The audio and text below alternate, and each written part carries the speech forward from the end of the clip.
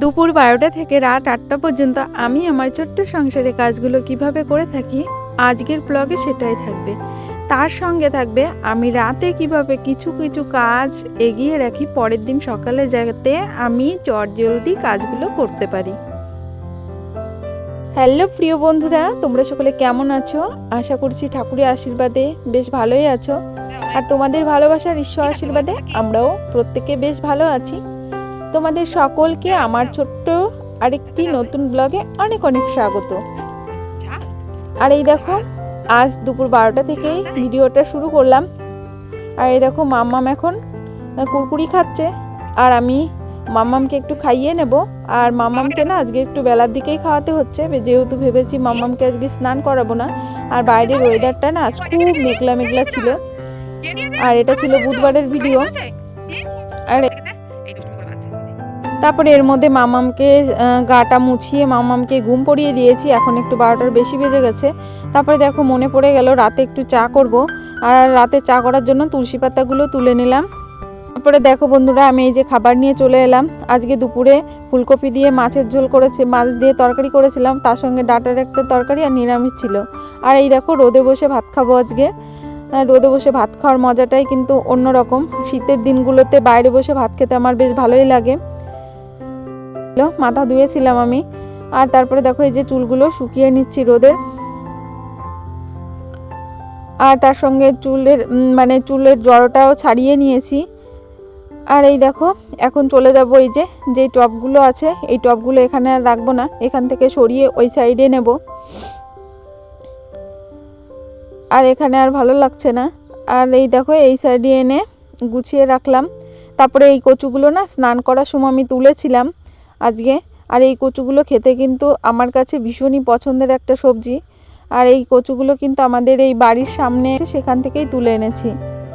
আর এই দেখো, এইগুলো কিন্তু আমি কালকে সকালবেলা রান্না করব, এখনই করে রাখছি, কেননা সকালবেলা এইসব কাজ করা যায় না, জানো তো। আর শীতের দিনের বেলা বোঝোই তো, বাচ্চা কাচ্চা নিয়ে ঘুম থেকে উঠতে একটু দেরি হয়ে যায়, ওই জন্য এই কাজটা আগিয়ে রাখলাম।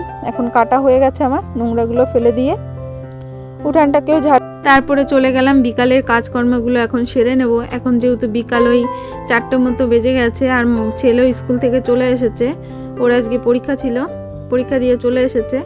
আর আমি এখন এই যে ঘরটাকেও ঝাড় দিয়ে নিয়েছি, তারপরে এই যে বাইরে উঠানটাকেও সুন্দর করে ঝাড় দিয়ে নিচ্ছি।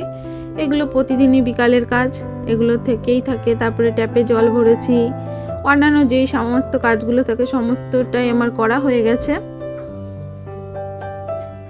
আর এই দেখো, উঠোনটাকেও সুন্দর করে ঝাড় দিচ্ছিলাম, আর ছেলের সঙ্গে কথা বলছিলাম। ছেলে যেহেতু স্কুল থেকে চলে এসেছে, আর ওর এক্সামটা কেমন হয়েছে সেটাই জিজ্ঞাসা করছিলাম।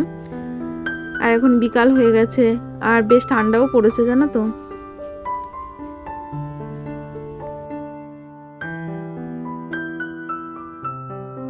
দেশি মুরগির ডিম কিন্তু পাওয়াই যায় না।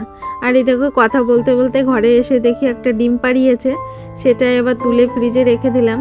আর মাঝে মাঝে এই একটা দুটো ডিম পাড়াচ্ছে, তাও আমার মেয়েটা খেতে পাচ্ছে। কিনে এনে খাওয়ানো যায়, কিন্তু আমাদের এখানে পাওয়াই যাচ্ছে না দেশি মুরগির ডিম, জানো তো।